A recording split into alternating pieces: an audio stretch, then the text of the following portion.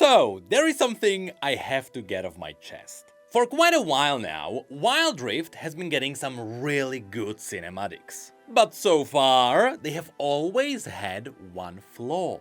It is a flaw that is driving me crazy, and it once again resurfaced as the Ruination event continues in Wild Rift, which resulted in Kalista getting another lore cinematic which is purely based on the events that happened in the book Ruination. Now, just as it was with the first cinematic that introduced the event, the second one is awesome too. So first, let's have a look at the cinematic and let's talk about what happened there and how it is related to the lore, and then let's tackle the elephant in the room. So, very obviously, this scene happens on the Blessed Isles. It is after Viego took his queen there in hopes to resurrect her, even though he was delusional at this point and he thought he would just heal her. And of course, because the Blessed Isles would be otherwise inaccessible to him, he stormed the lands by force with the use of Hecarim's Iron Order. This is something Kalista was not a fan of, and even though she was Viego's general, she refused to slaughter the locals and she got to fight the Iron Order itself. Remember, this is me oversimplifying the entire story that happened in the novel. So, as we look at this scene, we can see the Iron Order in the foreground, Kalista holding her spear to Hecarim's throat, with Ledros behind her, and as you can see, all of this is framed in front of Helya, which is the capital city, which awesomely enough is using the canonized design which we saw in the Ruined King game. And already things are very slightly different from the canonized story. You see, first it was Ledros who held his blade above Hecarim, after which Kalista then pressed her spear against Hecarim's throat, and then Kalista had a little bit of a political talk with Hecarim. You see, Ledros was ready to execute him on the spot, but Kalista knew that they had to stop Viego at any cost. And so Kalista proposed that they would let Hecarim live if he called off the Iron Order and they got a clean path to Viego. To a degree, this is shown in the cinematic. Although here, Hecarim just crawls away like a cartoony villain. However, I will give them bonus points. Because in the book it is described that Hecarim crawled back, he then stood up in pain, and a squire brought him his horse, and here, that's the horse! So, Kalista let him go and then she rushes to Ledros. In the book, it was after he dropped to his knees that she noticed that he's wounded. And this is where the cool part begins. Many of you may be aware of the fact that Kalista and Ledros were in love.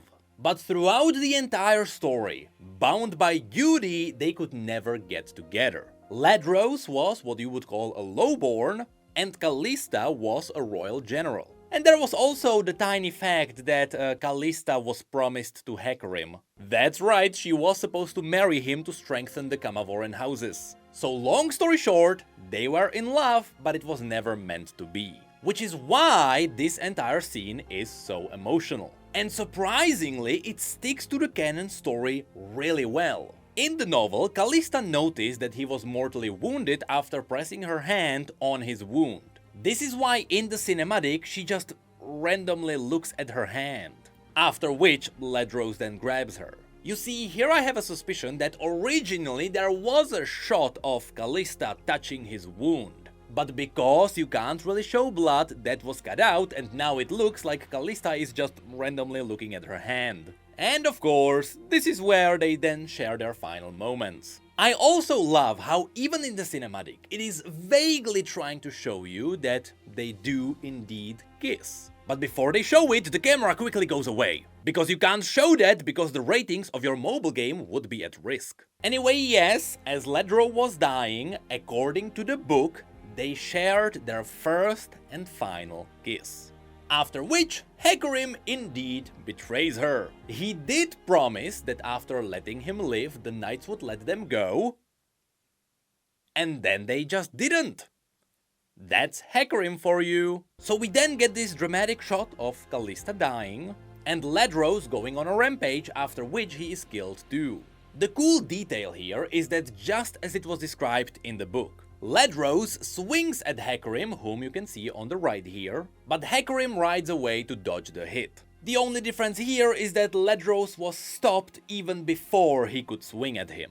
And so, both Ledros and Kalista die. After which, Viego goes through with his plan to resurrect Isolde, the Blessed Isles then turn into the Shadow Isles, and Kalista turns into a wraith that is trying to hunt down Hecarim, the Betrayer. So, as you can see, this is a pretty cool cinematic, because it follows the story really well. So all things are good, right? Well, yes, it even looks great.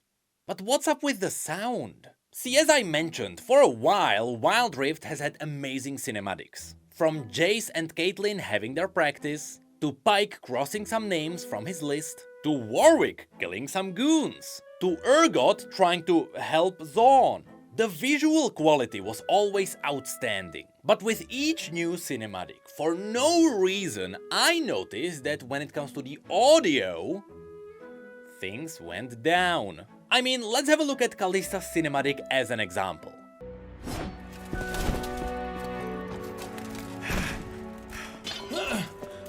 First of all, no voice acting. You know why? Because you would need localization, which would drastically increase the budget. So sure, only sounds and grunts. But those sounds shall not be heard unless the emotion is very clearly visible on screen. For example, look at this emotional breathing from Kalista. You can really feel the desperation. And the second it cuts away, there is no more breathing and no panic anymore.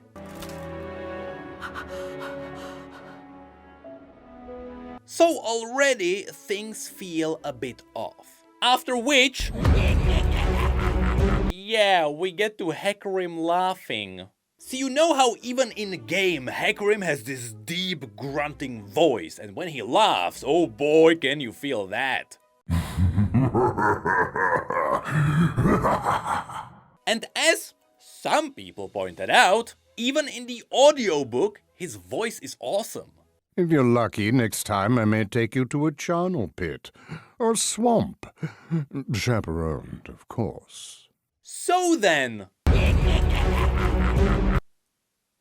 why does he sound like a cartoonish villain? I believe this one caught everyone off guard. And then of course you have the basic rattling of metal, which are really just sounds taken from a library. And you can tell. But this is not the first time I noticed the sound being an issue. No, the crown in that regard goes to the Vladimir cinematic. This is visually also amazing. But the moment you turn on sound, things are not great anymore.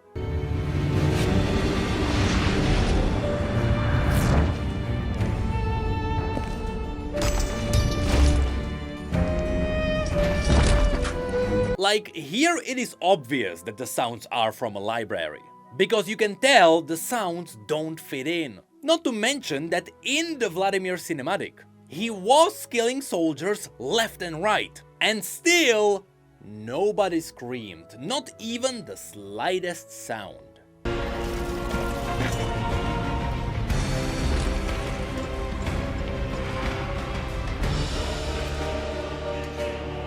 And the worst insult is the cartoony sound effect of the spinning axe. Now, why does this sound bad? Well, you see, in many ways, audio works exactly like video. You can correct it in editing. If I record myself on a green screen, by default it will not look convincing. I'm like a PNG on top of an image. Partially it's because the camera lens doesn't match the field of view of the image behind me. But perhaps more than this, it is all about the color correction. The colors that are lighting me up simply look different from what you can see in the back. So with a bit of tweaking, I can blend into the environment. Or you simply pick a background that fits your default colors. That way you can be lazy and you don't have to deal with it. And you see, audio works in the exact same way. Me simply talking here doesn't feel like I'm outside. It's because I'm not outside. But you can fix that by adding in some reverb from the surrounding walls, or perhaps a little bit of ambience. This is all very simple stuff you can do. Which is why I don't understand why they are not doing it. Specifically, in the Vladimir cinematic, the sounds were simply taken from the library and then not edited.